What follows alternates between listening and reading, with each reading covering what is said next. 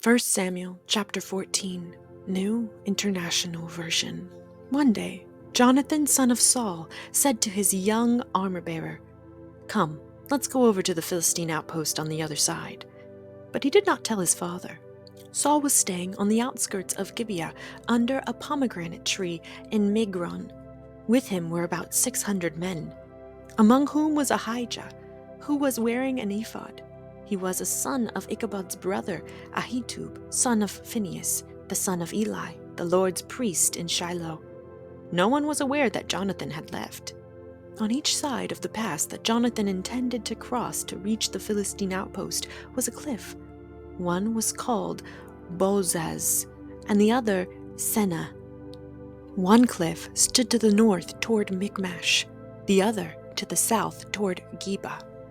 Jonathan said to his young armor-bearer, "Come, let's go over to the outpost of these uncircumcised men. Perhaps the Lord will act in our behalf. Nothing can hinder the Lord from saving, whether by many or by few." "Do all that you have in mind," his armor-bearer said. "Go ahead, I am with you, heart and soul." Jonathan said, "Come on then, we will cross over toward them and let them see us. If they say to us, 'Wait there until we come to you,' we will stay where we are and not go up to them. But if they say, 'Come up to us,' we will climb up, because that will be our sign that the Lord has given them into our hands." So both of them showed themselves to the Philistine outpost. "Look," said the Philistines, "the Hebrews are crawling out of the holes they were hiding in." The men of the outpost shouted to Jonathan and his armor-bearer, "Come up to us and we'll teach you a lesson." So Jonathan said to his armor-bearer, "Climb up after me. The Lord has given them into the hand of Israel." Jonathan climbed up, using his hands and feet, with his armor-bearer right behind him. The Philistines fell before Jonathan, and his armor-bearer followed and killed behind him. In that first attack, Jonathan and his armor-bearer killed some 20 men in an area of about half an acre. Then panic struck the whole army, those in the camp and field, and those in the outposts and raiding parties, and the ground shook. It was a panic sent by God. Saul's outlooks at Gibeah in Benjamin saw the army melting away in all directions. Then Saul said to the men who were with him, "Muster the forces and see who has left us." When they did, it was Jonathan and his armor-bearer who were not there. Saul said to Ahijah, "Bring the ark of God." At that time, it was with the Israelites. While Saul was talking to the priests, the tumult in the Philistine camp increased more and more. So Saul said to the priest, "Withdraw your hand." Then Saul and all his men assembled and went to the battle. They found the Philistines in total confusion, striking each other with their swords. Those Hebrews who had previously been with the Philistines and had gone up with them to their camp went over to the Israelites who were with Saul and Jonathan. When all the Israelites who had hidden in the hill country of Ephraim heard that the Philistines were on the run, they joined the battle in hot pursuit. So on that day, the Lord saved Israel, and the battle moved on beyond Beth-aven. Now the Israelites were in distress that day, because Saul had bound the people under an oath, saying, "Cursed be anyone who eats food before evening comes, before I have avenged myself on my enemies." So none of the troops tasted food. The entire army entered the woods, and there was honey on the ground.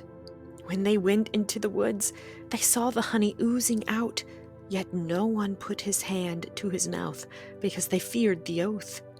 But Jonathan had not heard that his father had bound the people with the oath, so he reached out the end of the staff that was in his hand and dipped it into the honeycomb.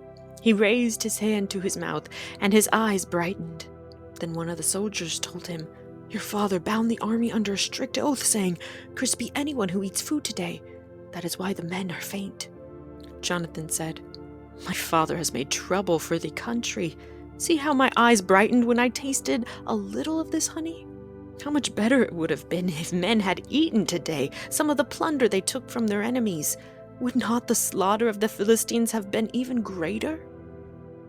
That day, After the Israelites had struck down the Philistines from Michmash to Aijalon, they were exhausted. They pounced on the plunder, and taking sheep, cattle, and calves, they butchered them on the ground and ate them, together with the blood. Then someone said to Saul, "Look, the men are sinning against the Lord by eating meat that has blood in it." "You have broken faith," he said. "Roll a large stone over here at once." Then he said, "Go out among the men and tell them, each of you bring me your cattle and sheep, and slaughter them here and eat them. Do not sin against the Lord by eating meat with blood still in it." So everyone brought his ox that night and slaughtered it there. Then Saul built an altar to the Lord. It was the first time he had done this.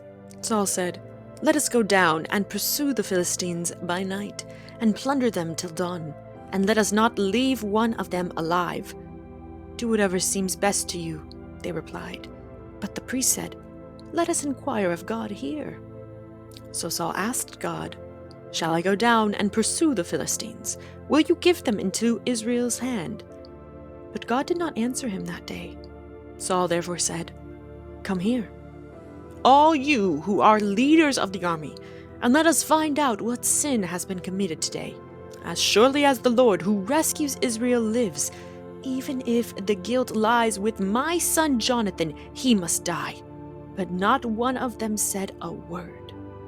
Saul then said to all the Israelites, "You stand over there. I and Jonathan my son will stand over here." "Do what seems best to you," they replied. Then Saul prayed to the Lord, the God of Israel, "Why have you not answered your servant today? If the fault is in me or my son Jonathan, respond with Urim. But if the men of Israel are at fault, respond with Thummim." Jonathan and Saul were taken by lot, and the men were cleared. Saul said, "Cast the lot between me and Jonathan my son." And Jonathan was taken. Then Saul said to Jonathan, "Tell me what you have done." So Jonathan told him, "I tasted a little honey with the end of my staff, and now I must die?"